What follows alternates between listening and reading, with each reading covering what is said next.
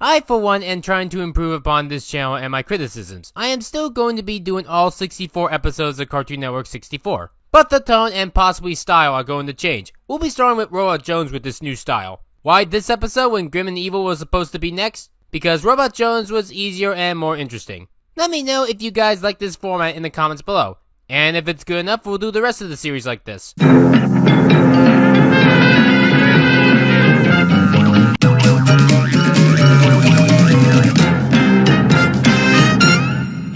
Cartoon Friday. Whatever happened to Robot Jones? That sounds like the name for a video essay for this show that does not exist. It was a show that aired on Cartoon Network in the early 2000s. It was entered in a contest to become a Cartoon Network TV show. While The Grim Adventures of Billy and Mandy won the contest with 57% of the vote, Robot Jones came in second place with 23% and was given its own series run beginning on July 19, 2002. From what I gather, Robot Jones beat Longhair and Double Dome. The show is about Robot Jones, a robot, attending in middle school to learn about human life. Why is he doing this? Because his parents told him to. Why did they want him to learn about human life? To know how humans are. Why in the middle school? Good question. I have one question to ask. Why? See, when I judge each and every show, I try my best to understand the time period that it came out. I know that robots in of themselves aren't really used as protagonists that much in cartoons. I mean, robots have been in cartoons as early as, say, The Jetsons and Astro Boy. And Futurama was around this time, but we've never really seen the show star a robot as the main character. Robot Jones was the first in that regard, but as the saying goes, first is the worst, second is the best. Because shortly right after this cartoon came out, Nickelodeon would have their own show called My Life as a Teenage Robot, which was basically literally everything that Robot Jones should have been. It just makes Robot Jones so dated. Why was Teenage Robot better? A lot of reasons. It was a funnier show, it had more colorful animation, and it had a more memorable cast of characters. All of those things are what Robot Jones does not have. Probably also not helping this show is that the voice acting is not good.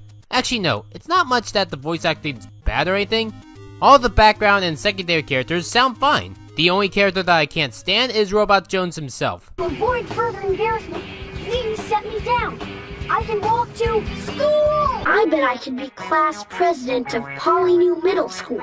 I bet I could even be president of the United States. It is me, Robot. Your body type is too large for Tim units. I am sorry that I am responding in such a strange manner. I don't know if I ever stated this on my channel before, but I hate the sound of robots. Whenever I hear a robot voice, it sounds so cringy. It hurts my ears. It's one of the things that makes me jump instantly in fear. It's like my second most cringy sound ever, and the first is the sound of a bug buzzing.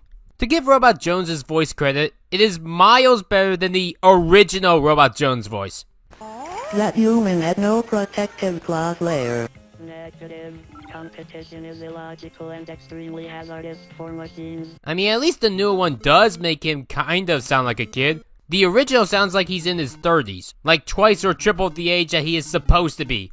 I mean, what do you expect when you don't use an actual human being and instead a Microsoft Word 98 text-to-speech function? Yes, Robot Jones was originally voiced by a robot. How do you avoid this problem with a robot? Simple. You keep the robot as a robot, but you make the robot sound like a human. That's what makes My Life as a Teenage Robot work. Jenny! Call me Jenny! I changed my name to Jenny, remember? Jenny is a robot, yes, but because she sounds like an actual human, it means she's more of an enjoyable character. The same thing with Bender from Futurama. Oh, save my ass! I never could stand robots that sound like actual robots. That's why I don't like the YouTube channel Just a Robot. Not because he's bad or anything. I've seen a couple of his videos and he seemed like a good guy. But his voice is why I never bother going back. Reason number one is that my real life voice is quite annoying.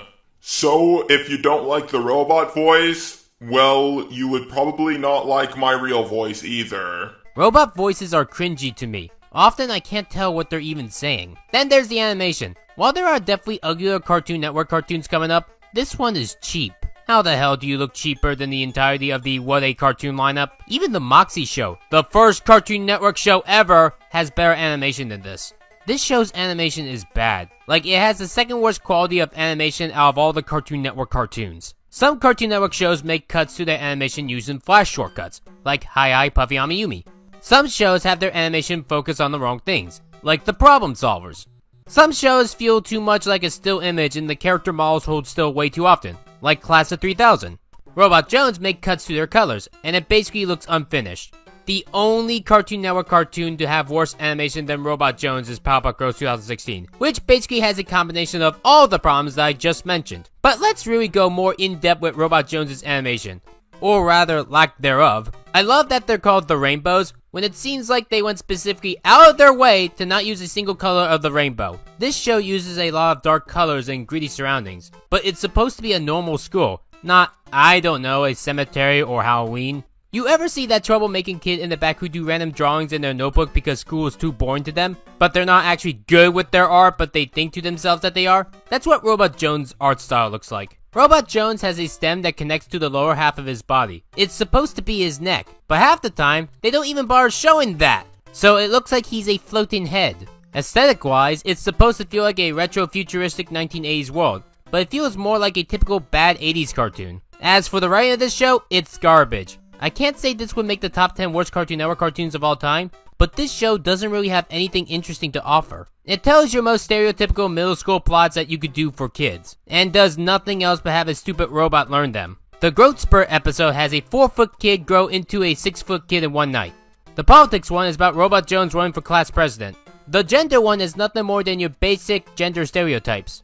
Half the time, this show beats down on Robot Jones, and the other half is him being an asshole. At least I think that's what it's trying to be. And this show can teach bad morals. The Rubik's Cube episode teaches that in life you need to cheat to win, which goes against every 80s moral ever.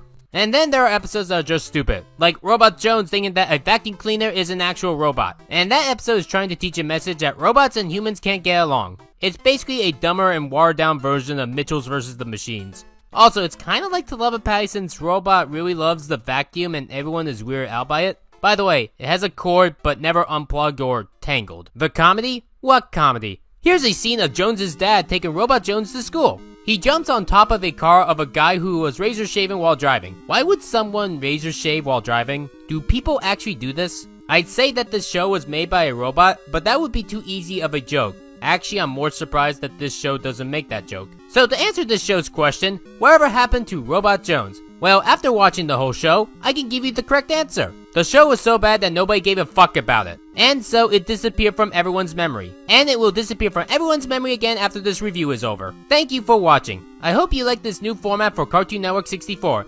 And we will post more Cartoon Network 64 episodes for next month. See you all then! Star Giant Productions, out.